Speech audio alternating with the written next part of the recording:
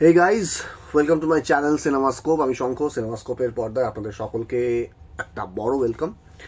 আজকে যে টপিকটা নিয়ে বা যে কন্টেন্টটা নিয়ে কথা বলবো সেটা হচ্ছে যে রিসেন্টলি ওটিটিতে রিলিজ করে গেছে সরজমিন। সরজমিন ছবিটাতে মোটামুটিভাবে দেখা যাচ্ছে পৃথ্বীরাজ সুকুমারন, কাজল এবং সৈফ আলী খানের ছেলে ইব্রাহিম আলী খানকে। এবং সব থেকে বড় বিষয় আমি সরজমিনের একটা বিষয় আমি বলবো যে কন্টেন্টটা নিয়ে সরজমিন তৈরি হয়েছে বা যে ধরনের জায়গাতে ওরা শ্যুট করেছে অল একটা আউটস্ট্যান্ডিং ছিল। এবার পৃথ্বীরাজ সুকুমারনের বা কাজলের অভিনয় নিয়ে তো কোনো মানে বলার জায়গা রাখে না। তারা অতীব ভালো একজন অভিনেতা এবং অভিনেত্রী।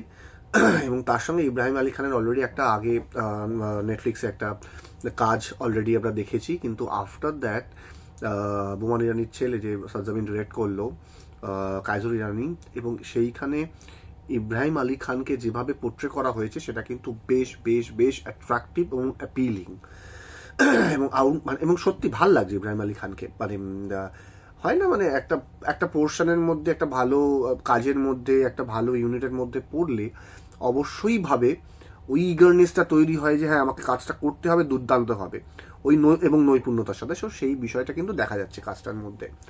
আর একটা বিষয় যেটা আমি বলবো গল্পের দিক থেকে, আমরা মিশন কাশ্মীর দেখেছি এই ধরনের কন্টেন্টের ওপর হওয়া ছবি, বিনোদ চোপড়ার ছবি, যেখানে সঞ্জয় দত্ত এবং ঋত্বিক রোশনের এই একটা সম্পর্কের টানাপোড়েন দেখা গিয়েছিল, যেটা এইখানে দেখা যাচ্ছে পৃথ্বীরাজ সুকুমারন এবং আমাদের ইব্রাহিম আলী খানের মধ্যে। শেষের দিকে একটা টুইস্ট আছে, আমি সেটা বলবো না। তো এই বিষয়টা কিন্তু মানে আমি যেটুকুনি বলবো সেটা হচ্ছে যে কন্টেন্ট বা গল্প অনুযায়ী যেভাবে গল্পটা এগিয়েছে, কোনো না কোনো জায়গা দিয়ে গল্প ওই ওই মাউন্টিংয়ে যেতে যাচ্ছে, হঠাৎ করে কোনোভাবে ড্রপ ডাউন হচ্ছে। এই বিষয়টা হয়তো স্ক্রিন প্লের একটা উইকনেস হতে পারে, কেননা গল্পটা কিন্তু যেভাবে এগিয়েছে সেটা কিন্তু ভালো, কিন্তু যেভাবে এগিয়েছে ভালো হওয়ার সত্ত্বেও হয় না কিছু পিক পয়েন্ট থাকে যেখানে গল্প মাউন্টিং হয়ে ঢোকে, তো এই পয়েন্টগুলো কোনো না কোনোভাবে উইক। এবং অদ্ভুতভাবে আমি যখন একটা এক্সটেরিয়ারে শ্যুট করছি, অত সুন্দর সিনারি অ্যান্ড অল, আমি খুব বেশি কিন্তু লোকেশনকে এক্সপ্লোর করতে পারলাম না। এবং যেটা আমার দেখে মনে হচ্ছে সরজমিনে আমরা লোকেশনকে, মানে আমি যখন লাদাখ বা দ্রাসে বা যেখানেই হোক না কেন যেখানে শ্যুট করেছি, চাই ডাঙ্কিতে দেখি বা লাক্সে দেখি, বর্ডারে দেখি, পাল্টনে দেখি, যেসব জায়গায় শ্যুট হয়েছে তারা কিন্তু লোকেশনের এক্সটেরিয়ারটাকে করেছে, মানে ধরতে পেরেছে। এইখানে একটা পোর্শন, একটা জায়গাই আছে অনেকটা জুড়ে যেখানে পুরোটা হচ্ছে ইন্টেরিয়ারে, এবং সেই জায়গাটা অনেকটা পোর্শন জুড়ে ছবি। তো যেটা আমার খুব একটা আমাকে টানেনি, কিন্তু ছবিটা শেষ পর্যন্ত দেখতে ইচ্ছা করেছে।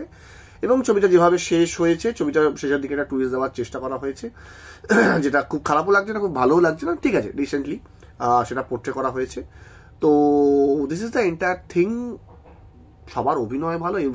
ইব্রাহিম আলী খানকে যদি এই ছবিটা দিয়ে তার ডেবিউ হতো অনেক বেটার হতো হয়তো, যেভাবে ছবিটা তৈরি হয়েছে।